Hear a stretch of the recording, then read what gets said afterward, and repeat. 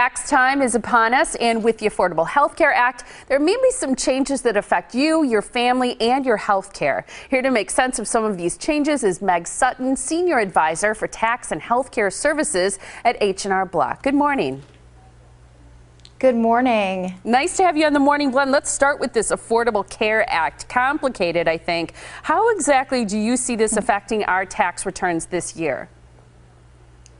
So the Affordable Care Act is really the single biggest tax code change in more than 20 years.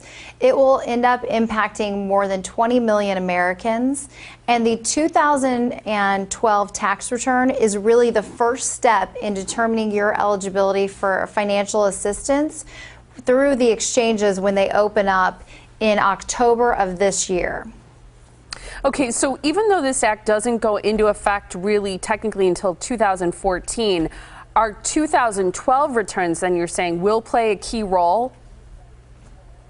They do. So what happens on your tax return is it's recording your income and your household size, and so that establishes your baseline for your eligibility. This is why it's so important right now to get education, understand the impacts of healthcare reform on your family, and start planning for the future. This is why at H&R Block this season we're offering a free tax and healthcare review with our tax returns. This will show people their eligibility for assistance, their approximate cost for insurance if they go through the exchange, and their potential tax penalty if they choose to forego insurance.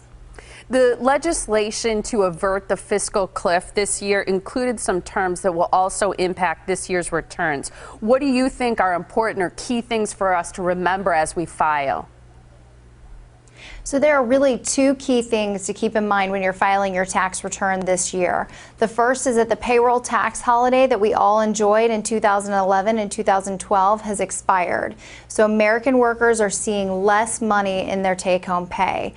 Look at your withholdings, do some tax planning, and see if you can make some adjustments to keep more of what you earn. The second is that there were family-friendly tax credits that were extended as part of the negotiations. These include the $1,000 child tax credit, the $2,500 American Opportunity Credit, and the $4,000 tuition and fees adjustment. Also, for teachers out there, really good news that they get to keep their $250 classroom supply credit. You mentioned withholdings. Is that something you can change at any time, or is it only something you can do at tax time? So you've got to get in there and make them right now.